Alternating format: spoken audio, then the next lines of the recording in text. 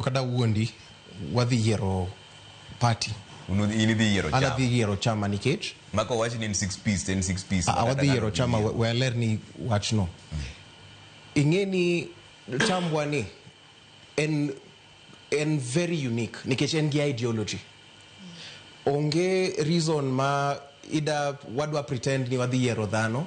to podwa bageni wadwa gimore mesa okwa yera a good candidate from outside emomiyo ni those good candidates mano entijwa Wakel gi ODM ka kwadwa strengthen party onegwa seek waketa our minds focus ni wadhi yiero chama mondo wayud the best candidates mane ada insist ni emomiyo ni wadwa kaso chama obed gi free and fair nominations the best individuals emomi ticket nikech